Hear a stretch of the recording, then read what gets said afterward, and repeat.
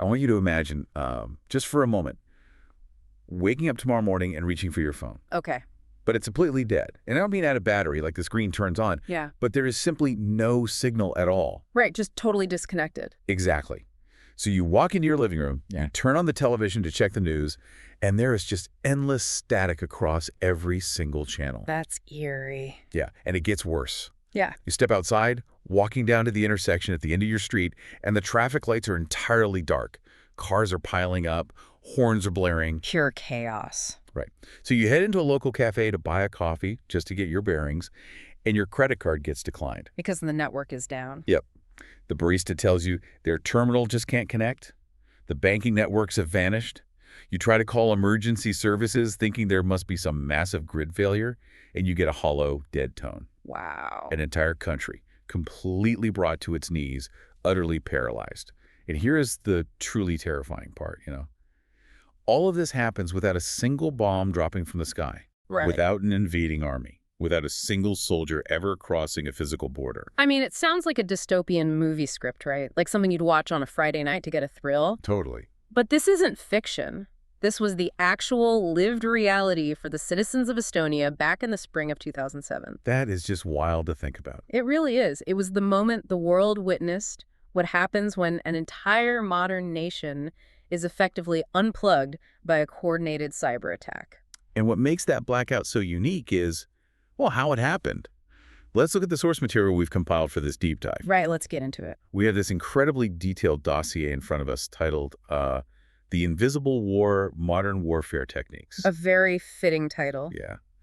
And our mission today is to take you on a tour through this completely new battle space. We want to explore how traditional warfare, the kind fought in trenches with tanks and physical front lines. The old way of doing things. Exactly.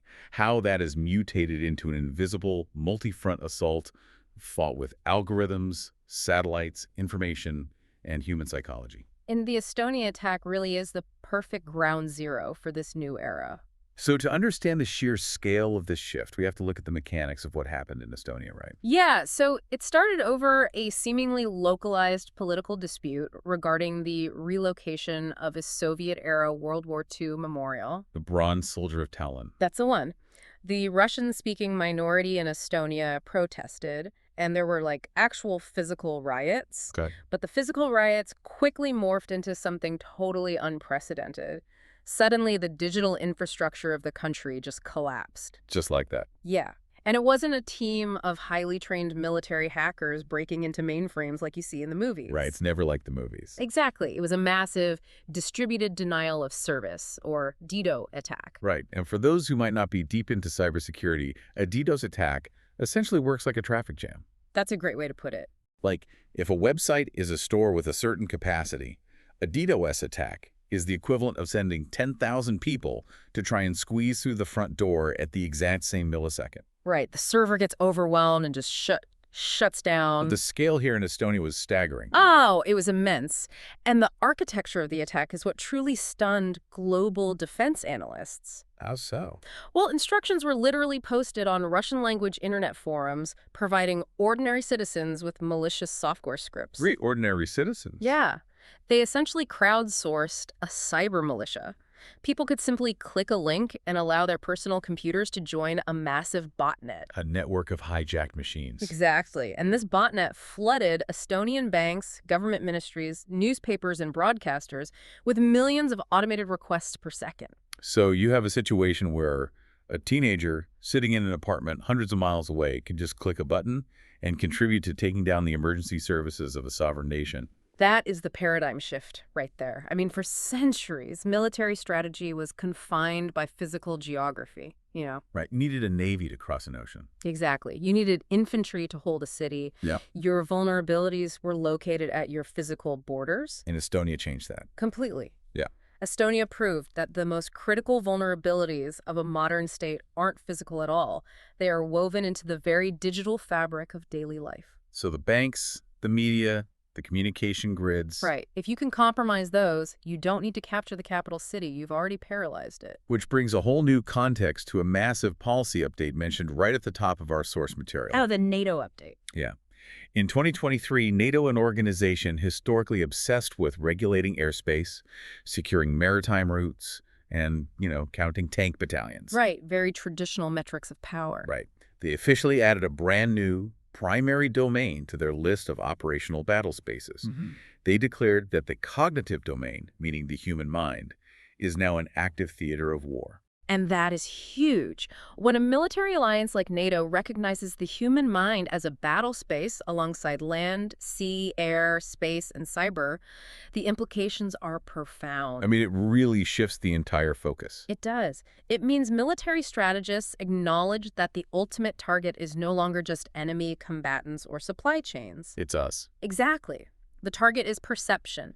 It is what an ordinary civilian believes to be true. Wow. If you can successfully hack the cognitive domain of a rival nation's population, you can fracture their society from the inside out. So you might never need to fire a single kinetic weapon. Right, because the target population will essentially defeat themselves. So if you're listening to this right now, walking your dog, driving to work, or doing the dishes, this isn't just an abstract discussion about generals moving pieces on a map. Not at all. This is about the device in your pocket. It's about the social feed you scroll through when you wake up.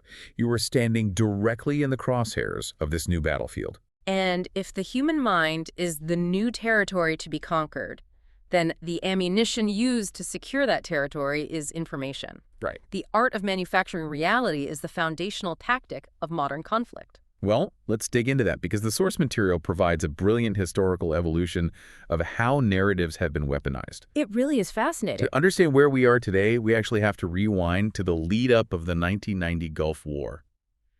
There's a case study in our dossier that details an incredibly elaborate $10.8 million lie. Ah, the Naira testimony. Yes. It is studied by intelligence agencies worldwide as a masterclass in narrative engineering. So set the scene for us. Well, it's October 1990 in Washington, D.C., and there's an incredibly high-stakes, deeply emotional hearing before the Congressional Human Rights Caucus. Okay. The United States is debating whether to commit military forces to push Saddam Hussein's Iraqi army out of Kuwait. And the public is hesitant. Right. Very.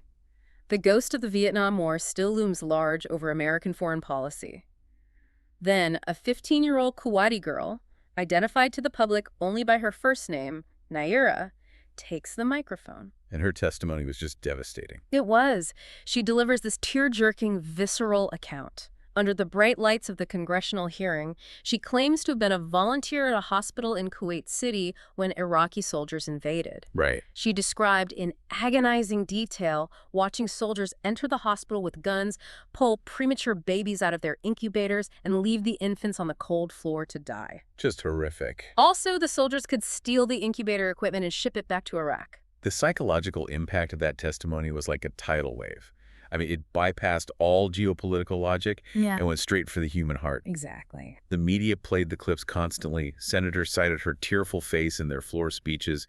Even President George H.W. Bush referenced this specific incubator story over and over again in his public addresses. Right, to justify the moral imperative of American military intervention. It was the emotional tipping point that secured domestic support and heavily influenced the UN Security Council's decision to authorize the use of force. And it worked flawlessly, but the structural reality beneath that testimony is what makes it a core pillar of our understanding of information warfare. Because it wasn't true. No. Who was Naira? She wasn't an anonymous, everyday hospital volunteer who had miraculously escaped. Who was she? She was the daughter of Saud Nasir al-Sabah, the United States ambassador to Kuwait. Wait, the ambassador's daughter? Yes. And the horrifying story about the babies in the incubators. Entirely fabricated. Wow. Yeah. Human rights organizations like Amnesty International and independent journalists who entered Kuwait after the war investigated the hospitals. They found absolutely no evidence that the incubator incident ever occurred. So where did this story come from? The entire narrative was a calculated, highly financed operation. The Kuwaiti government had hired the massive American public relations firm Hill and Knowlton. A PR firm. Yes. They paid them roughly $10.8 million to design a campaign that would sway the American public. That is unbelievable. Hill and Knowlton set up a front group called Citizens for a Free Kuwait, arranged the congressional testimony, coached Naira on her delivery, and distributed video news releases to television stations across the country. So they manufactured consent for a global conflict, using the exact same mechanisms the corporation might use to launch a new brand of running shoes. Exactly. It demonstrates how authority and staging can completely override critical thinking. Because when someone sits in front of Congress and raises their right hand, society is deeply conditioned to view that as absolute truth. Precisely. And that exploitation of institutional trust escalated dramatically 13 years later in the lead-up to the 2003 invasion of Iraq. Right. If Naira was an emotional appeal, the 2003 campaign was an appeal to existential terror, delivered through the highest possible channels of state authority. You're talking about U.S. Secretary of State Colin Powell's presentation to the United Nations. I think anyone who was old enough to watch the news at that time has that specific visual permanently burned into their memory. February 5, 2003. Secretary Powell, a highly decorated four-star general, a man whose public credibility was arguably higher than any other figure in the administration at that time. Right. He sits before the UN Security Council. He holds up a small, physical vial of white powder to represent anthrax. I remember that image so clearly. He tells the world that less than a teaspoon of this substance had previously shut down the entire U.S. Senate. And then he unequivocally states that Iraq has massive hidden stockpiles of these weapons of mass destruction, including biological and chemical agents. And he used satellite photos, right? Yeah. And intercepted audio recordings. Yes, and what he presented as ironclad intelligence from defectors, the narrative was crystal clear. Saddam Hussein is a madman with apocalyptic weapons, and if the global community doesn't strike first, the consequences will be unimaginable. And that narrative formed the primary justification for the coalition of the willing to launch a preemptive war. It did. And the scale of the fallout is just staggering to contemplate. We are talking about an invasion that ultimately displaced around 15 million people. It fundamentally destabilized the entire Middle East. And resulted in the deaths of hundreds of thousands of civilians over the subsequent years of insurgency and civil war. And the most devastating revelation in our source text comes from the 2004 Iraq Survey Group report. Right, after the invasion. After the invasion, this massive team of weapons inspectors scoured the entire country. They dug through bunkers, examined factories, interviewed scientists. And what did they find? Their conclusion: they found zero stockpiles of weapons of mass destruction. None. Zero. Zero. The intelligence was built on unvetted sources, like a defector codenamed Curveball, who was later exposed as a total fabricator, and enormous leaps of logic designed to fit a predetermined policy. And Powell himself later called that UN speech a painful blotch on his record. He did. These two historical anchor points, the incubator lie and the WMD presentation, are perfect examples of centralized top-down information warfare. The classic model. Exactly. A powerful entity creates a single, highly produced, false narrative and broadcasts it through trusted institutional channels to achieve a specific geopolitical goal. But as we move forward into the modern era, the tactical approach to manufacturing reality fundamentally shifts. It shifts drastically. Right, because today, it's not about telling one giant lie from a podium. It's about flooding the zone with so much contradictory information that the public gives up on the concept of truth altogether. Yes. Our dossier points to the 2018 Douma chemical attack in Syria as a prime example of this new strategy. The situation in Douma represents the complete fracturing of the modern information space. How so? Well, in April 2018, horrific footage emerged showing civilians, including children, dead in a residential building, foaming at the mouth. Just awful. The immediate prevailing narrative pushed by Western governments and opposition groups on the ground was that the Bashar al-Assad regime had dropped chlorine gas cylinders from helicopters onto its own people. But the Assad government, heavily backed by Russia, didn't just deny it, right? No, they didn't just deny it. They launched an aggressive, massive counter-narrative. They flooded the internet and state media with claims that the entire event was a false flag operation. Meaning they claimed it was staged. Exactly. Staged by terrorist groups and Western intelligence agencies using crisis actors specifically to justify international airstrikes against the Syrian government. Now, historically, this is exactly the scenario where the global community relies on an impartial scientific watchdog. Right. Enter the OPCW. The Organization for the Prohibition of Chemical Weapons. Yes. They sent a fact-finding mission to Douma to investigate the cylinders, take samples, and determine what actually happened. The public expects a definitive scientific truth to cut through the propaganda. But the source text details how even the mechanism of scientific truth was compromised. This is where it gets really murky. Leaked internal documents and emails from whistleblowers within the OPCW revealed massive internal dissent. The initial engineering report suggested that the damage to the chemical cylinders didn't match the theory that they were dropped from the air. Right, implying they might have been manually placed on the ground.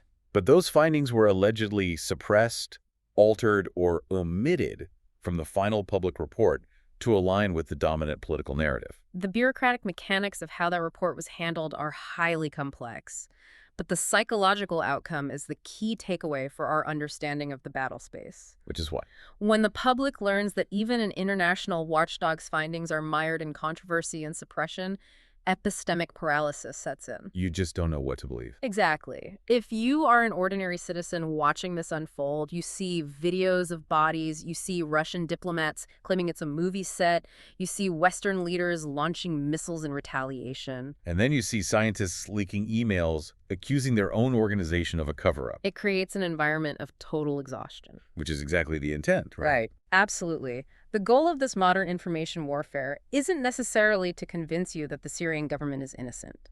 The goal is to muddy the waters so thoroughly that you throw your hands up and say, everyone is lying, nothing is real, and it's impossible to know the truth. And if a population abandons the pursuit of objective reality, they become entirely passive. And the manipulator wins by default. Man.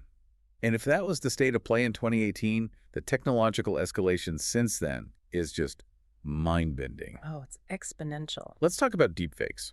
Our dossier highlights a critical event from the early days of the Russia-Ukraine war in 2022. The Zelensky surrender video. Yes. It appeared suddenly on social media and even briefly on a hacked Ukrainian news website. It showed Ukrainian President Volodymyr Zelensky standing behind a podium, looking directly into the camera. And what was he saying? He was solemnly telling his troops that the defense had failed and they needed to lay down their weapons and surrender to the Russian forces. But it was entirely AI It's generated. completely fake. It was a synthetic piece of media deployed directly into an active, chaotic war zone to break the morale of the frontline soldiers. And it was convincing enough that Zelensky immediately had to pull out his own smartphone, record a selfie video from the streets of Kiev, and broadcast it to debunk the deepfake. Right, assuring his military that he was still there and the fight was continuing. Exactly. Okay, let's unpack this for a second, because when I read about this in the source material, my first thought was, propaganda and deception are literally as old as human conflict. Sure. I mean, the Greeks built a giant wooden horse, hid soldiers inside it, and tricked the Trojans into pulling it through their gates. During World War II, the Allies built entire fake armies out of inflatable rubber tanks to fill German reconnaissance planes. Right, Operation Fortitude. Yeah. We've been lying to each other in war since the dawn of time. So why are we acting like a deepfake is some apocalyptic, unprecedented threat? Isn't it just the Trojan horse with a better graphics card? It is a totally valid comparison, but it misses the invisible, terrifying shift in the underlying physics of the deception. Okay, tell me more. You're right, the concept of deception is ancient. But the Trojan horse was a singular event. It required immense physical labor, months of planning, and it was targeted at one specific set of gates, deceiving one specific group of guards. That's true. The inflatable tanks in World War II required thousands of men to move them around fields in England, and they only worked if the German planes flew over at the exact right time. Right. It was highly situational. Exactly. The threat of generative AI and deepfakes isn't the deception itself.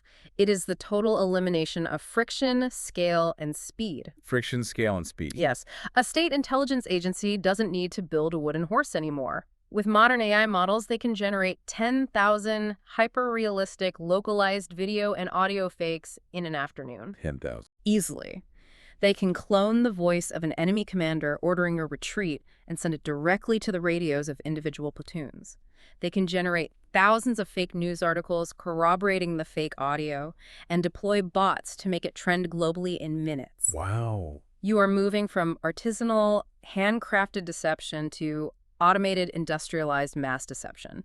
It hacks the perception of millions simultaneously in real time. So it's the democratization of psychological warfare. You don't need a multi-million-dollar PR firm like Hill and Knowlton anymore. You just need a laptop. That's the terrifying reality. And it brings us to the delivery system for all of this. Mm-hmm. We are transitioning from the top-down propaganda of the past to the decentralized peer-to-peer warfare happening directly on the screens we stare at all day. Right. We have to talk about social media. Social media platforms have completely rewritten the rules of engagement. They are the ultimate weapon in this invisible war because they exist in the pockets of billions of people. There is a case study in our dossier that is incredibly heavy, but absolutely vital to understanding how these platforms operate in a conflict zone.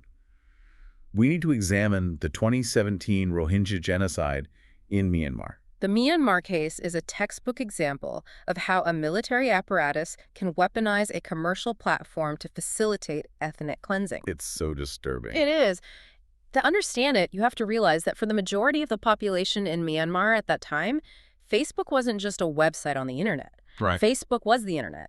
Telecom companies offered basic data plans that allowed free access to Facebook, so everything news, communication, commerce happened within that single ecosystem. And the Myanmar military, the Tatmadaw, recognized this monopoly and exploited it systematically. They absolutely did it. They didn't just use their official government pages.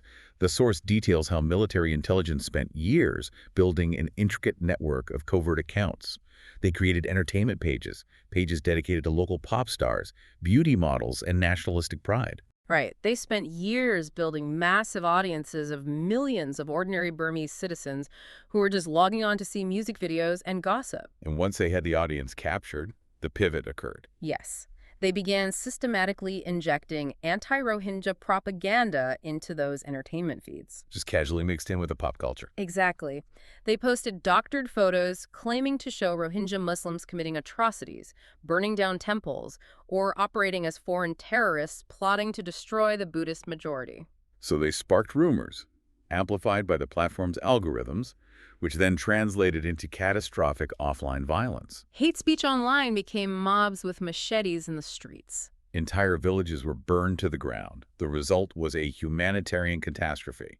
Thousands murdered, and over 700,000 Rohingya forced to flee across the border into refugee camps in Bangladesh. And the United Nations officially designated the military's actions as genocide. But the detail that stands out most starkly in our text is the aftermath regarding the platform itself. This is a crucial point. In 2018, an independent human rights report commissioned by Facebook forced the company to make a staggering public admission. Yeah.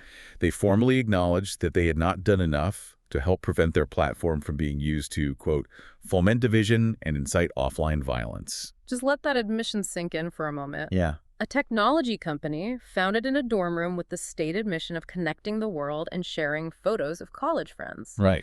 They essentially acknowledged that their architectural design and lack of localized moderation, they had virtually no content moderators who actually spoke Burmese. Wow. This allowed the platform to be utilized as the primary communication and incitement network for a genocide. It proves beyond any theoretical debate that digital platforms are lethal battlegrounds. And if Myanmar shows the devastating consequences of domestic manipulation, the dossier's next case study shows how social media allows foreign adversaries to reach across oceans and pull the strings of a rival society. Oh, this one is wild. We have to look at the toll of the troll factory during the 2016 U.S. presidential election. The operations of the Internet Research Agency, or the IRA. Yes. When people hear the word troll, they usually picture a lonely, angry teenager sitting in a basement typing insults, right? Yeah, exactly. Some guy in his pajamas. The IRA shatters that illusion. Completely. The source text describes the IRA as a fully corporate, industrialized operation located in an ordinary-looking four-story office building on Savushkina Street in St. Petersburg, Russia. A literal office job. Yeah. It had HR departments, graphic designers, and data analysts. They employed around 800 people who worked in strict 12-hour shifts, maintaining a 24/7 round-the-clock operation. And their sole occupational duty was to log on to American social media platforms and wage psychological warfare. And the mechanics of how they operated are fascinating. They didn't just spam broken English into comment sections. No, they were much more sophisticated than that. They engaged in deep persona development. An employee might be assigned to create a fake identity of a conservative gun rights advocate in Texas, Right. while the employee sitting at the desk right next to them created a fake identity of a radical left-wing activist in New York. Incredible. They stole profile pictures, utilized VPNs to mask their locations, and spent months organically building trust within these specific American subcultures. And according to the U.S. intelligence assessment cited in our dossier, the scale of their reach was just astronomical. How big was it? By creating incredibly convincing fake groups with names like Heart of Texas, United Muslims of America, and Blacktivist, the IRA's content reached 126 million Americans on Facebook alone. 126 million. Yeah, plus another 20 million on Instagram and over 1 million on Twitter. But there is one specific incident detailed in the text that reads like a dark comedy script, but it perfectly encapsulates the horrifying power of this operation. Well, you mean the Houston protest of May 2016? Yes. This is crazy. The IRA operatives sitting in St. Petersburg used their Heart of Texas Facebook page to organize a real-world physical protest outside of an Islamic Dawah center in Houston. A physical event? Yes. The event was promoted under the banner Stop Islamization of Texas. They encouraged people to bring firearms and flags. But they didn't stop there. No. Using a completely different set of fake accounts affiliated with their United Muslims of America page, the exact same Russian operatives organized a counter-protest called Save Islamic Knowledge. And they scheduled it for the exact same physical location at the exact same time. And they spent a grand total of about $200 on Facebook ads to promote both events to targeted demographics in the Houston area. $200. Yeah. And the result was entirely predictable and deeply alarming. Dozens of real, passionate American citizens showed up. You had one side waving Confederate flags and carrying assault rifles. And across the street, another group of Americans yelling back. The police had to deploy to keep the two sides from physically attacking each other. Consider the sheer absurdity and power of that moment. A young operative sitting at a desk in a rainy office park in Russia, sipping coffee, effectively remote-controlled two opposing groups of American citizens. Making them physically confront each other in the streets of Texas. Simply by pulling the levers of a social media platform, they didn't care about the ideology of either side. They just wanted the chaos. Exactly. The only goal was to inject friction and polarization into the American social fabric. And it isn't just open platforms like Facebook and Twitter that are vulnerable. The dossier shifts focus to a completely different architectural problem, which is the 2017 to 2019 crisis in India, fueled by WhatsApp. WhatsApp presents a totally different mechanical challenge for information warfare because of its architecture. Right. Facebook is a public town square.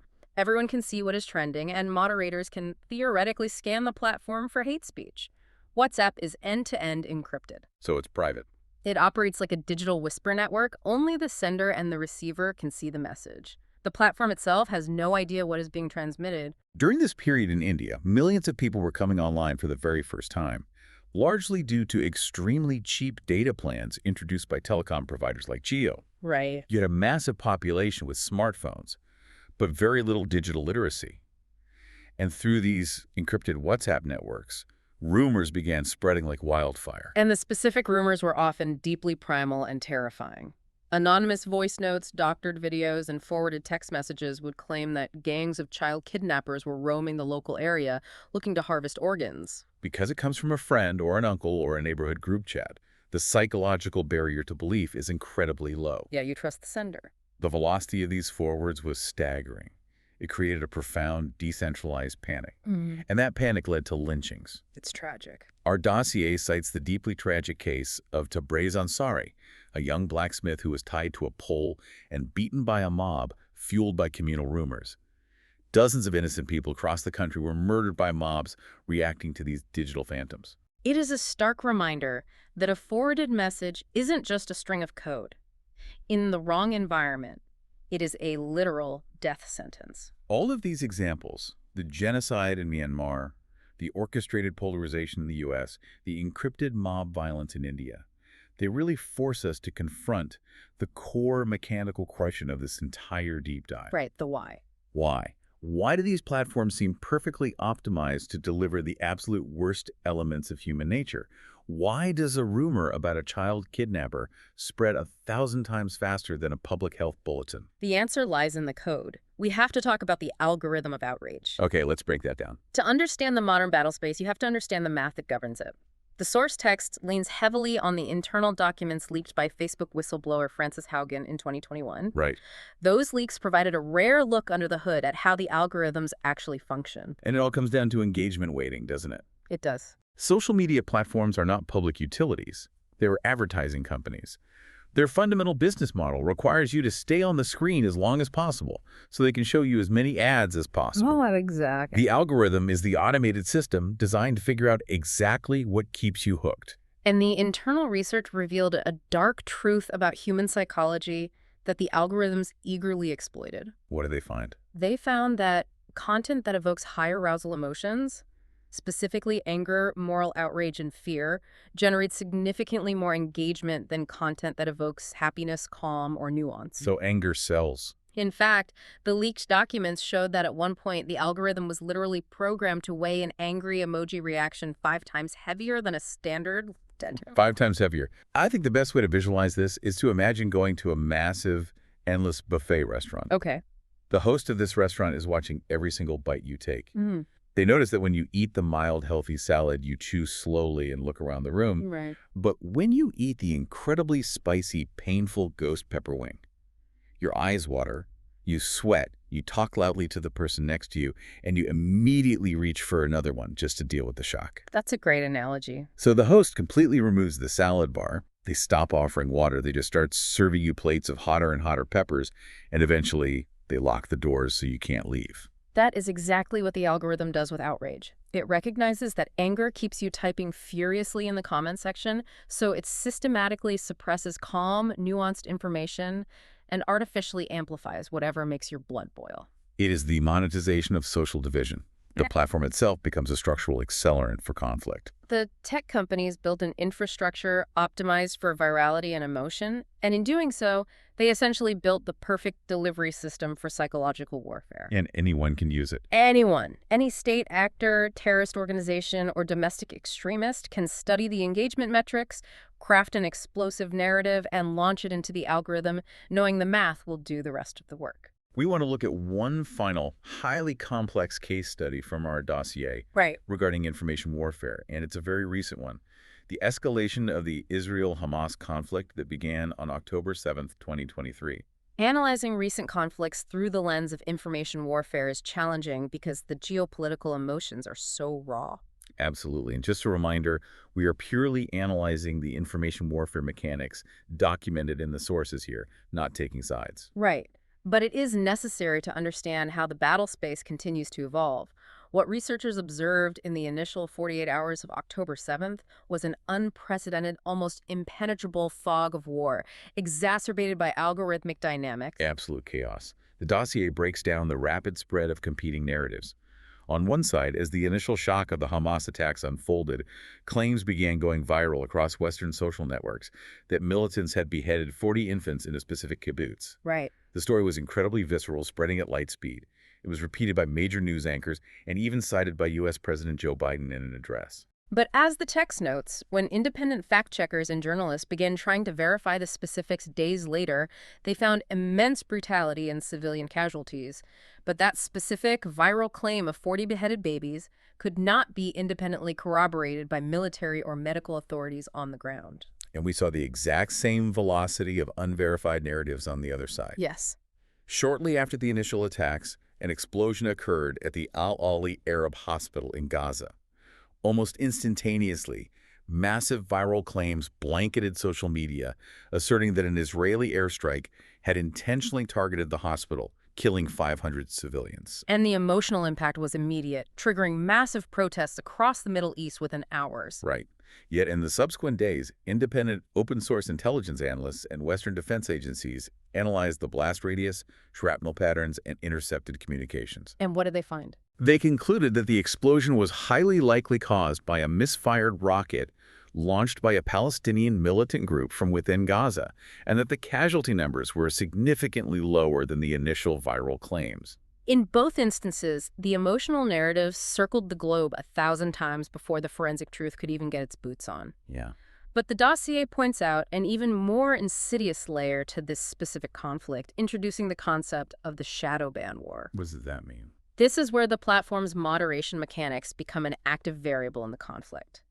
During the weeks following October 7th, Arabic content creators, journalists in Gaza, and pro-Palestinian activists around the world began noticing a drastic, inexplicable drop in their viewership on platforms like Instagram and Facebook. So their content was being suppressed. Their content was being shadow banned, meaning the algorithm was secretly restricting its visibility in other users' feeds without explicitly notifying the creator. Meta, the parent company, eventually released a statement blaming a technical error and a glitch in their automated moderation systems, right? That was their claim. But digital rights groups analyzed the backend mechanics and found that the automated systems, which rely heavily on machine learning to flag terrorist content, were wildly overcalibrated. How so? They were flagging common Arabic phrases, emojis like the Palestinian flag, and sometimes automatically translating harmless Arabic bios into terms associated with terrorism. Wait, really? The AI was doing that? Yeah. The broader implication here is staggering. When a conflict occurs, the algorithm is not a neutral mirror reflecting the reality on the ground. Okay, so what does this all mean? If the algorithm rewards anger and it suppresses certain speech based on faulty AI, aren't the tech companies essentially selling weapons-grade plutonium to anyone with a credit card? They absolutely are. And because the user is the one scrolling and sharing, the user is unwittingly acting as the delivery system for the missile. The mathematical biases of the moderation tools, the linguistic blind spots of the AI, and the engagement incentives of the platform fundamentally shape what millions of people see, learn, and believe about a war in real time. The code itself becomes a participant in the conflict. Exactly. We've spent the first half of this deep dive looking down at our screens, analyzing the invisible algorithms that shape our reality. Now, we need to completely shift our perspective. We need to look up. Yes, we need to look up. Because none of the things we just talked about, the social media feeds, the WhatsApp messages, the deep fakes, and none of the critical infrastructure of our daily lives, the banking networks, the global supply chains, the GPS in our cars, Right. none of it works without a vast, silent, incredibly fragile network floating 400 kilometers above our heads. We are transitioning to the physical hardware that enables the invisible war.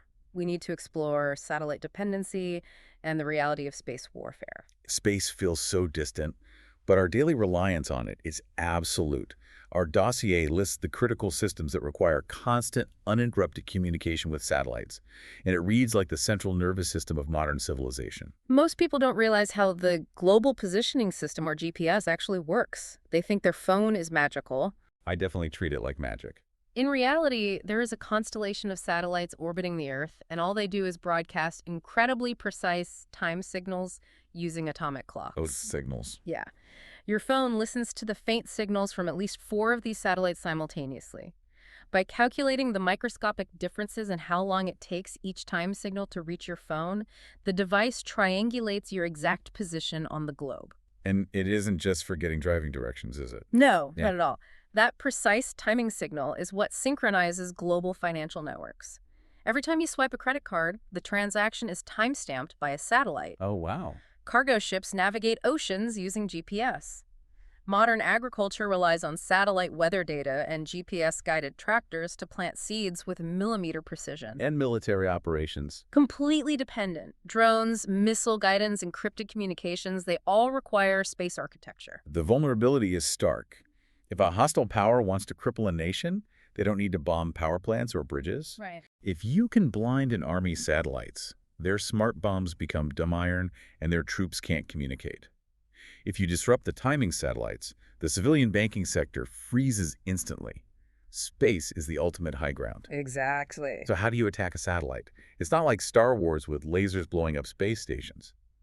The dossier outlines several methods, starting with the most common and accessible: jamming. Jamming is essentially a brute force attack on the invisible radio waves connecting space to Earth.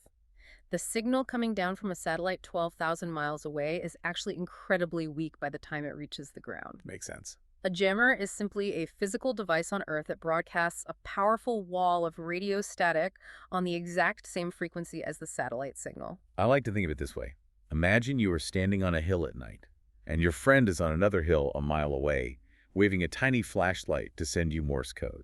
Jamming is like someone standing right next to you, shining a massive, blinding stadium spotlight directly into your eyes. You know your friend is there, you know the flashlight is on, but you are completely blinded by the noise. You can't read the signal. That's a perfect visual. And we see this deployed constantly in modern conflict zones. In the ongoing war in Ukraine, Russia has deployed massive electronic warfare units specifically to jam the GPS signals used by Ukrainian drones, Yeah. forcing them to fly blind and crash. And there's spillover effect, right? Yes. The spillover effect is that commercial airline flights in neighboring countries like Finland and Poland frequently lose their navigation systems and have to revert to analog methods because the jamming signals are so powerful they cross international borders. The text also mentioned the recent conflicts in the Middle East, where residents in cities like Tel Aviv or Jerusalem will open their map apps to order food, and the phone will insist they are sitting in the middle of the runway at the airport in Beirut, Lebanon, hundreds of miles away. The military is intentionally scrambling the local GPS signals to confuse the guidance systems of incoming missiles. But the collateral damage is that civilian life is thrown into absolute navigational chaos. Jamming is highly disruptive, but it is obvious. When your screen goes dark or your map spins in circles, you know you are being jammed. Yeah, it's pretty clear. But there is a far more sophisticated, far more dangerous technique outlined in the text called spoofing. Here's where it gets really interesting. If jamming is like someone shining a spotlight in your eyes so you can't see the streetlights, Okay. spoofing is like someone sneaking out in the middle of the night and perfectly repainting all the street signs. Yes. You aren't blind. You are driving confidently at 60 miles an hour, taking every turn perfectly, completely unaware that you are being guided directly off a cliff. That analogy perfectly captures the mechanical difference. In a spoofing attack, you don't overwhelm the receiver with static. Instead, you broadcast a fake signal that perfectly mimics the real satellite signal, just slightly stronger. So the device gets tricked. Exactly. The receiver, whether it's a smartphone, a ship's navigation system, or a drone, locks onto this stronger fake signal, entirely believing it is authentic. The most famous real-world application of this is detailed in our dossier. The capture of the American RQ-170 Sentinel drone by Iran in December 2011. A huge incident. This was a highly classified stealth surveillance drone flying over Iranian airspace. Suddenly, the Iranian government releases video footage of them standing next to this multi-million-dollar piece of hardware, and it is sitting in an aircraft hangar, virtually undamaged. The United States initially claimed the drone had malfunctioned and crashed, but Iran countered with a detailed explanation of their electronic warfare tactics, which aerospace engineers largely believe to be accurate. How did they do it? The Iranians claim they first jammed the drone's encrypted communication link with its satellite, effectively cutting the remote pilot out of the loop. Okay, so it's flying blind. Following standard protocol for a lost connection, the drone's onboard computer switched to autopilot and relied purely on unencrypted civilian GPS to try and fly back to its home base in Afghanistan. And that is when the trap snaps shut. Right. Once the drone was relying on GPS, the Iranian electronic warfare units began spoofing the signal. They slowly fed the drone fake coordinates, essentially shifting the earth beneath it in the drone's digital brain. Unbelievable. They tricked the drone into believing it was descending over its friendly runway in Afghanistan when, in reality, it was initiating its landing sequence directly over an Iranian military airfield. So they hijacked a stealth drone by whispering lies to its navigation system. They didn't fire a single physical shot, and they secured intact, highly classified technology that they could then reverse engineer. It perfectly illustrates how manipulating the invisible architecture of space yields massive physical power on Earth. But our dossier points out that while jamming and spoofing manipulate the signals, militaries are actively preparing to destroy the hardware itself. We have to talk about anti-satellite weapons, or ASATs. This is where the invisible war becomes intensely physical.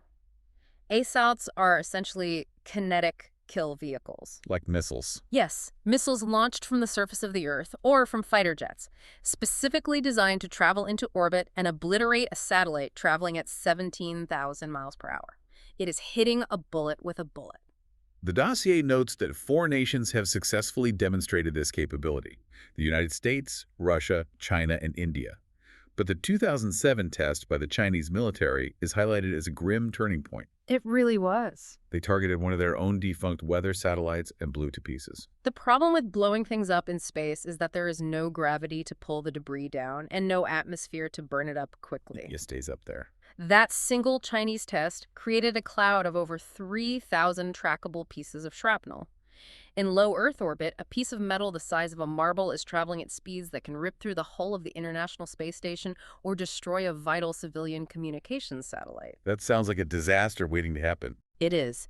Every kinetic test pushes us closer to something called the Kessler syndrome. What's that? It's a theoretical scenario where the density of space debris becomes so high that one collision creates a cascade of shrapnel, destroying everything in orbit and trapping humanity on Earth under a cloud of lethal, high-speed garbage. But the most immediate, practical example of space warfare bringing us violently back to Earth happened on February 24th, 2022.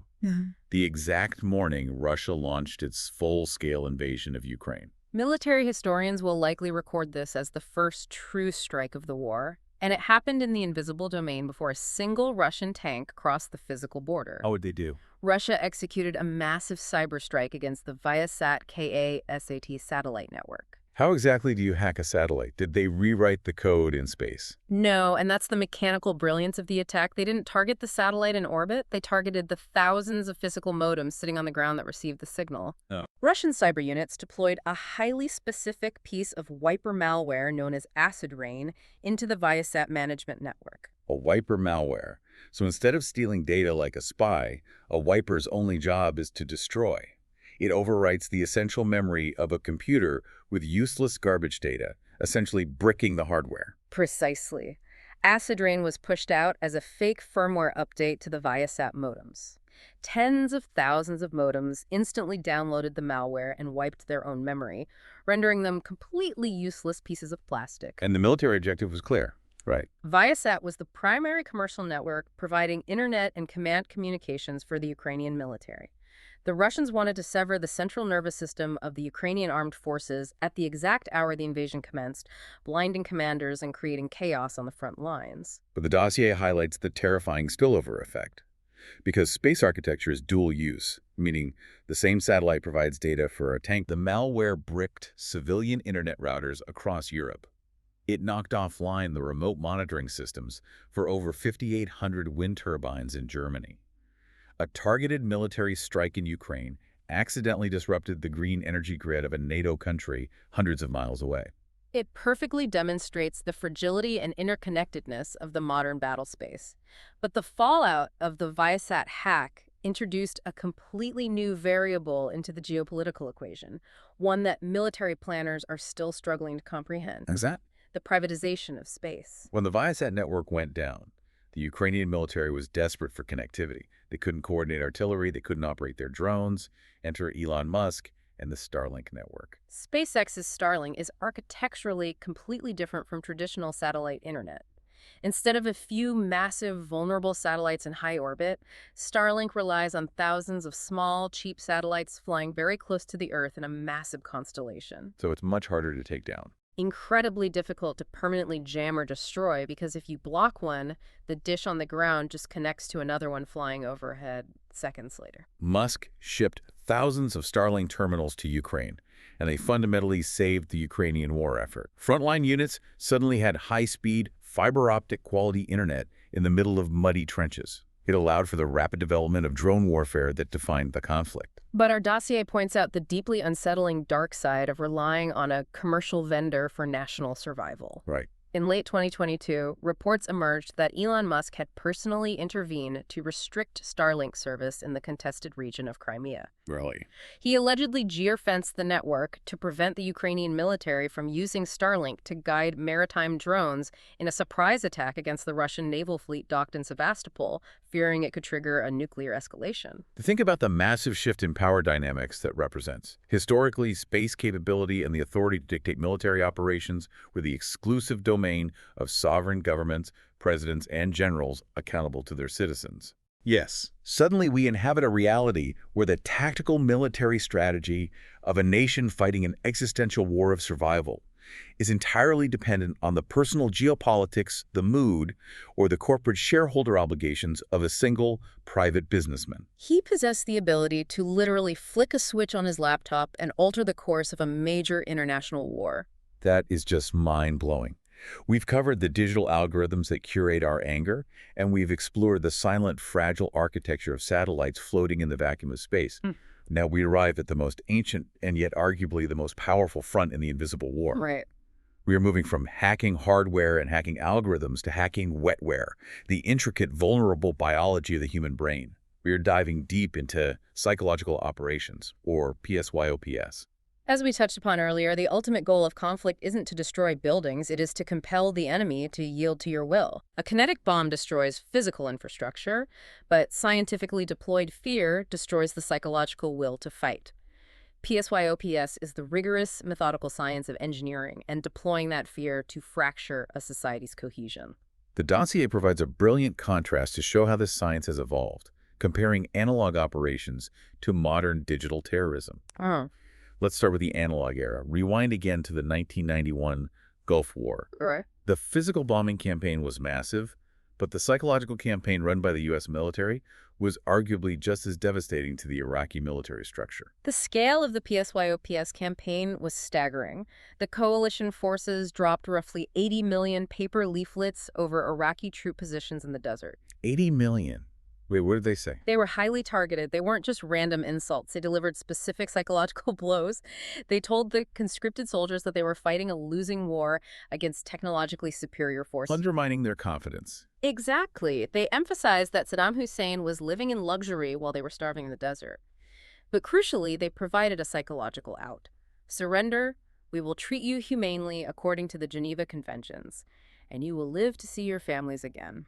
Wow, so they gave them a clear path to survival. They combined these leaflets with continuous broadcasts from specialized psychological warfare aircraft flying overhead, transmitting Radio Baghdad signals that repeated the messaging and provided exact instructions on how to surrender. The mechanics of that are fascinating, combining the stick of imminent destruction with the carrot of guaranteed survival.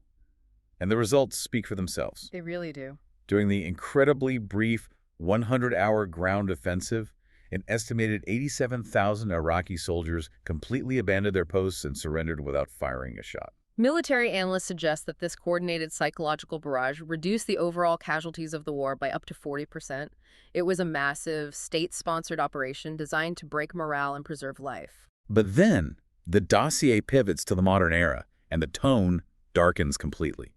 We look at the digital terror of ISIS. Here you have a non-state actor, a terrorist insurgency in the desert, that somehow managed to build a media and psychological operations wing that rivaled the sophistication of Western governments. ISIS understood the modern cognitive battle space with a terrifying clarity. They realized that in the digital age, brutality isn't just a tactic. It is highly engaging content. They figured out the algorithm. They established the Al Hayat Media Center. They didn't just release grainy, shaky videos from caves. They published a high-gloss, professionally designed digital magazine called Dabiq, translated into multiple languages, featuring theological arguments, tactical advice, and high-res photography. And their videos. The production value was intentionally designed to mimic Western entertainment. They use HD cameras, drones for sweeping cinematic shots, slow-motion editing, and carefully produced nasheed music soundtracks. Right. They specifically utilize camera angles and visual tropes lifted directly from popular video games like Call of Duty or Grand Theft Auto. Because they understood exactly who their target audience was. They weren't trying to convince rival armies to surrender. They were targeting alienated, marginalized, Western-born youth. They were gamifying jihad. Presenting it as an epic, heroic adventure with clear good guys and bad guys, appealing directly to individuals searching for identity and purpose. And their mastery of the algorithm was equally advanced.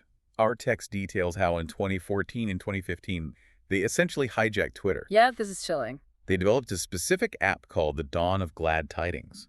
ISIS sympathizers around the world would download this app onto their phones, and it would grant ISIS's central media team permission to automate tweets from their accounts. The mechanical result was a localized botnet of authentic accounts. When ISIS wanted to release a new video or announce a territorial victory, they could instantly trigger thousands of accounts to tweet the exact same hashtag at the exact same millisecond. Completely gaming the system.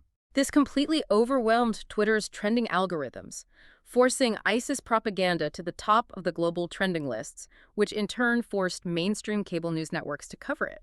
They leveraged free, American social media infrastructure to project the illusion of an unstoppable global juggernaut. The terrifying metric of success here, this digital psychological operation, managed to recruit an estimated 30,000 foreign fighters from over 100 different countries to leave their homes, travel to a war zone, and fight for a terrorist organization. It's a massive success from that perspective. But the dossier takes us to an even darker extreme of psychological warfare. What happens when the goal isn't to recruit soldiers, but to convince ordinary neighbors to murder each other? We have to examine communal hatred as a state strategy. When analyzing the ultimate catastrophic endpoint of narrative manipulation, historians universally point to the 1994 genocide in Rwanda. It is the most harrowing demonstration of what happens when a society's cognitive domain is systematically poisoned over time. The context in Rwanda involved deep historical tensions between the Hutu majority and the Tutsi minority. But the genocide didn't just spontaneously erupt. It was engineered. A radio station called Radio Television Libre de Mille Collines, or RTLM, began broadcasting. Right. And initially, it was popular. They played modern Congolese music, the DJs were young and charismatic, people liked listening to it. But interspersed with the pop music was a slow, methodical drip of venom. The radio hosts began using coded language, systematically dehumanizing the Tutsi population. That's slipping it in there. They constantly referred to them as inyenzi, or cockroaches, and framed them as a mortal, existential threat to the Hutu people. It is the ultimate psychological trick. Right. Convince the majority that they are actually the victims and that violence is merely self-defense. Yes. And when the political trigger finally occurred, the radio stations stopped being subtle. The DJs literally began broadcasting the names, addresses, and license plate numbers of Tutsis. They gave explicit orders over the airwaves to cut down the tall trees, which was the chilling code phrase to begin the slaughter. In a period of roughly 100 days, over 800,000 people were hacked to death with machetes by their own neighbors. It's just unfathomable. The radio was the logistical command center for a genocide, and a profoundly important legal precedent was set in the aftermath. The International Criminal Tribunal for Rwanda explicitly convicted the executives and broadcasters of that radio station of genocide and incitement to commit genocide. That legal ruling established a permanent historical truth. Words kill. Narratives are weapons of mass destruction. The mechanism of delivery in 1994 was a radio tower, but the psychological vulnerability they exploited is universal. Which brings us to a modern manifestation of this exact vulnerability, documented extensively in our text, the ongoing, highly sophisticated digital proxy war between India and Pakistan. This isn't historical. This is a live, daily operation. Exactly.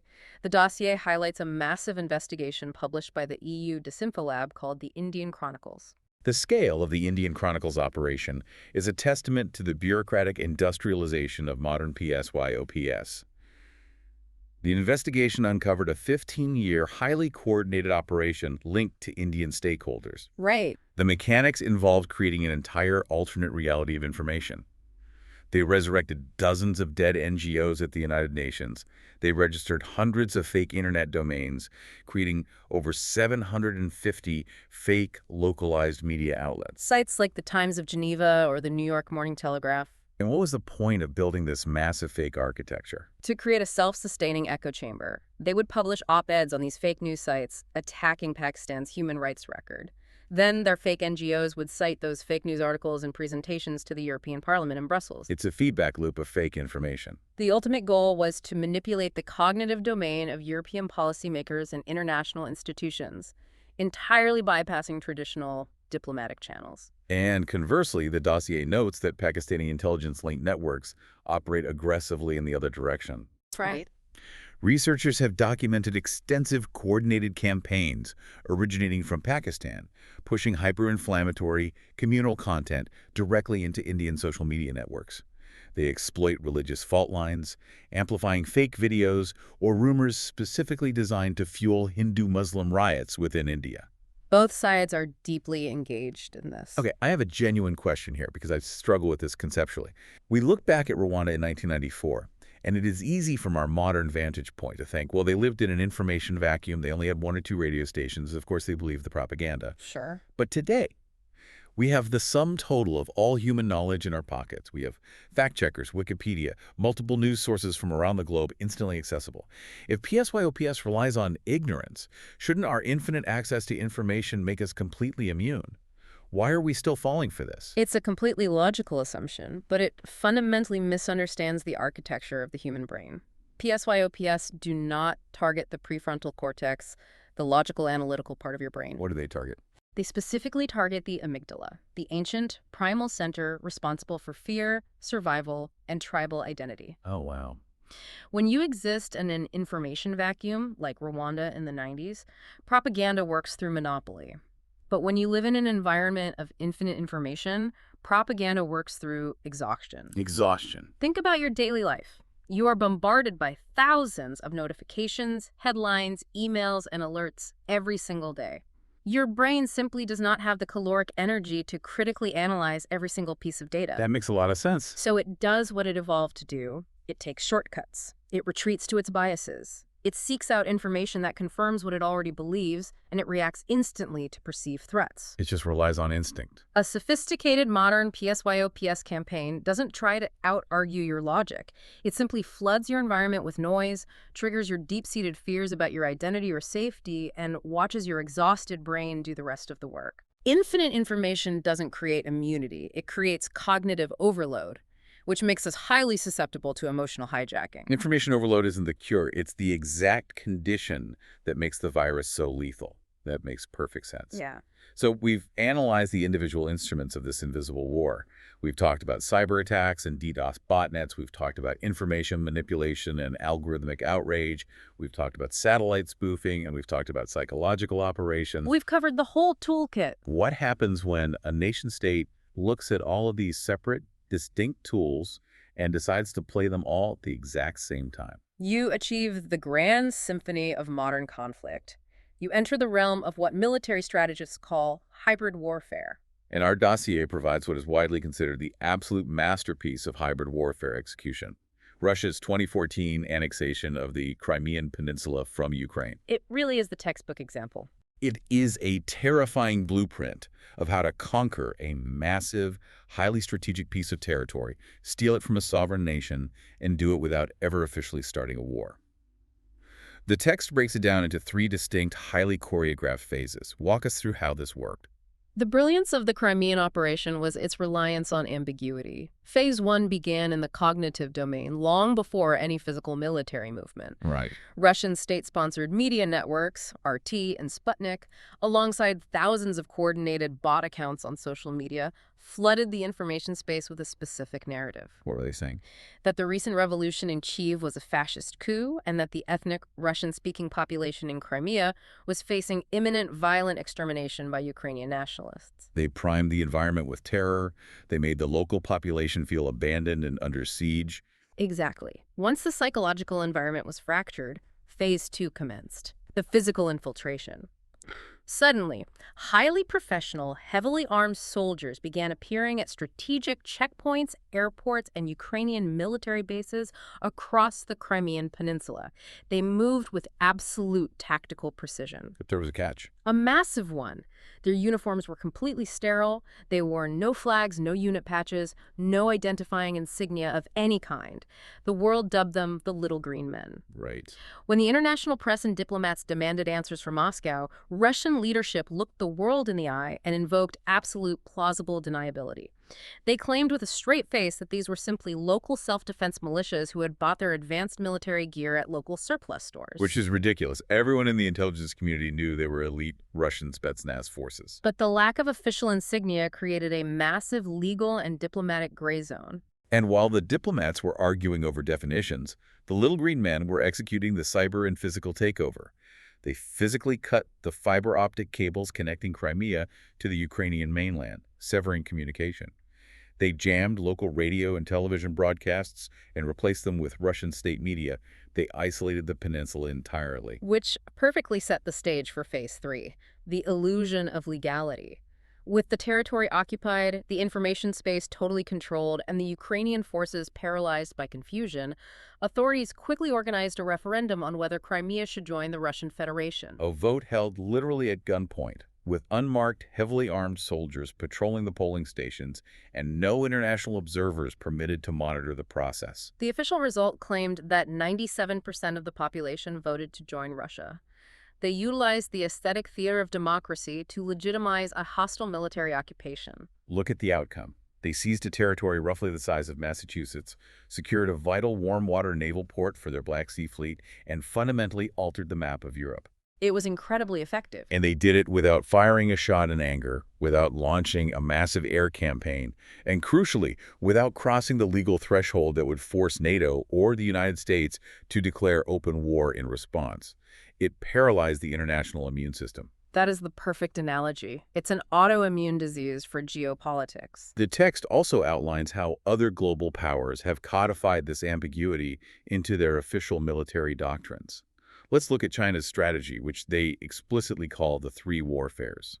The People's Liberation Army recognizes that kinetic war with the United States would be devastating, so they focus entirely on winning below the threshold of armed conflict. The three warfares are public opinion warfare, psychological warfare, and crucially, legal warfare, often referred to as lawfare. Lawfare is such a fascinating concept. The dossier explains how China uses international courts, treaties, domestic legislation, and bureaucratic red tape as weapons. Yeah, look at the South China Sea. Exactly. It is one of the most vital international shipping routes on the planet. Instead of sending an armada to conquer it and start World War III, China slowly builds artificial islands on top of tiny coral reefs. They pour concrete, build an airstrip, and then suddenly declare that according to their interpretation of maritime law, this artificial island grants them a 200 nautical mile exclusive economic zone. They essentially use lawyers, dredgers, and obscure interpretations of the UN Convention on the Law of the Sea to slowly annex international waters. It is expansion through attrition and paperwork. And you contrast that highly bureaucratic, state-centric approach with Iran's strategy, which the dossier labels the axis of resistance. Right. Iran operates a vast, complex network of proxy militias across the Middle East. Hezbollah in Lebanon, Hamas in Gaza, the Houthi movement in Yemen, and various militias in Iraq and Syria. Iran's strategy is the ultimate exercise in deniability. They provide these non-state actors with immense funding, rigorous training, and highly advanced military hardware, including the exact same GPS-guided drones and ballistic missiles we discussed earlier. But because it is a Houthi rebel pushing the launch button in Yemen, or a Hezbollah fighter firing a rocket from southern Lebanon, the Iranian government in Tehran maintains complete plausible deniability. Following the events of October 2023, the world watched Houthis attack international commercial shipping in the Red Sea, effectively choking a vital artery of global trade. We saw proxy militias launch drone strikes against remote U.S. military outposts in Jordan and Iraq. They are utilizing Iranian engineering, Iranian intelligence, and Iranian strategy. But because there are no Iranian uniforms on the battlefield, it is incredibly difficult for Western powers to justify a direct conventional strike on Tehran. It is a regional hybrid war designed to constantly bleed and exhaust adversaries while avoiding the regime-ending consequences of a conventional war. Right. Hearing you break all this down, the analogy that keeps coming to my mind isn't a military one, it's a financial one. How so? Well, if you are a traditional criminal, you put on a ski mask, you kick down the doors of a bank with a shotgun, and you demand the money.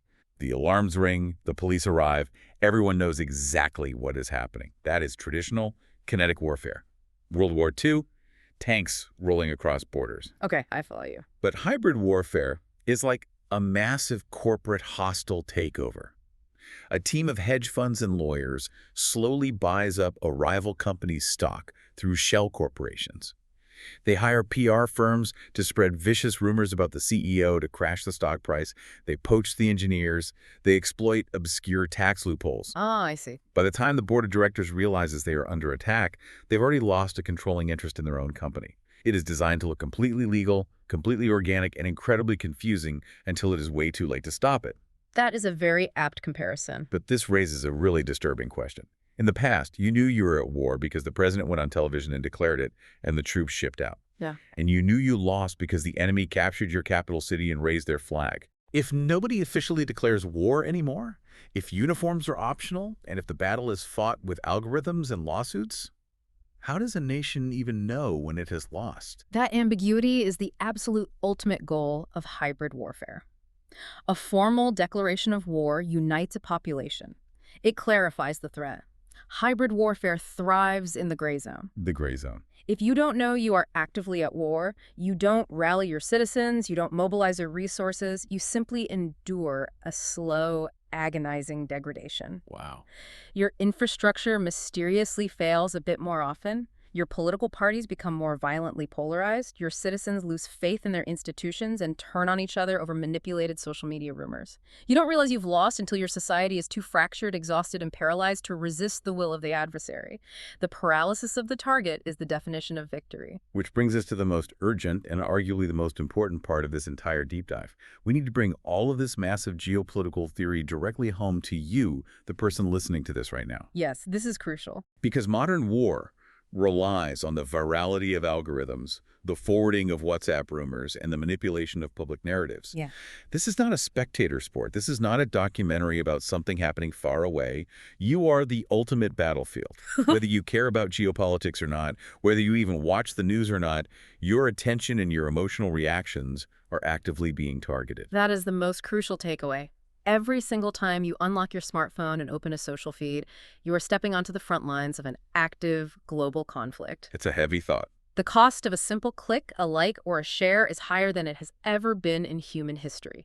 When you see a horrifying rumor on Facebook and you hit share simply because it makes you angry, you are unwittingly putting on the digital uniform of a hostile power. You become a soldier. You are acting as an unpaid information soldier for a malicious actor trying to fracture your society.